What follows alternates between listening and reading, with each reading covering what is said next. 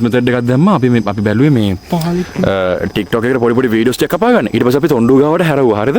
ඕගොල්ලෝ බලා ගන්න මේ වීඩියෝ එක. හරි තොණ්ඩු ගාවට හරවලා වීඩියෝ. හරි. ඊට පස්සේ දැන් අපි මේ නෝමල් දැකද ගහවුඩ තොණ්ඩු ළඟම පෙන්නන්නේ.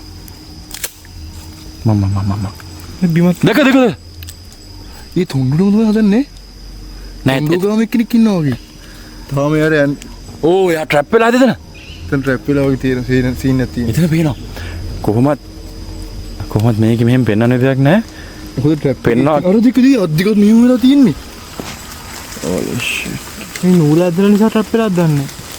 මේගොල්ලෝ. ඕ. මේක කරමු. නැත්නම් නූල දිගේ අපෝ ට්‍රැප් එකට අහුවලා ඕ කරලා දන්නෙත් නෑ. බ්‍රෝ අපි මේක ගමුකෝ ස්පීඩ් බොක්ස් එක. සබේ. ඔව්. මගේ ෆෝන් එක වලගෙන ඒක රෙකෝඩින් යන්න එපා. හරි තනි සිංගල් කැම් යන්නේ.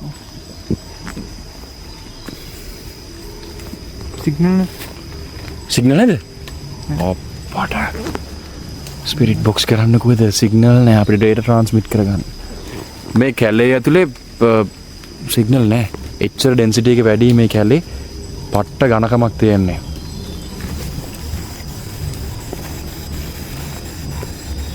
අපි මෙතන කතා කරන්න බලමුද?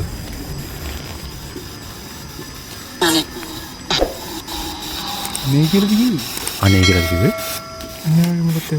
ඊළඟට මොකද උනේ කියලා දැනගන්න ඕන නම් දැන්ම එන්න YouTube එකට ඇවිල්ලා මේ තියෙන විදිහට ෆගැන්ඩෝ කියලා සර්ච් කළා සම්පූර්ණ වීඩියෝව YouTube එකෙන් බලන්න.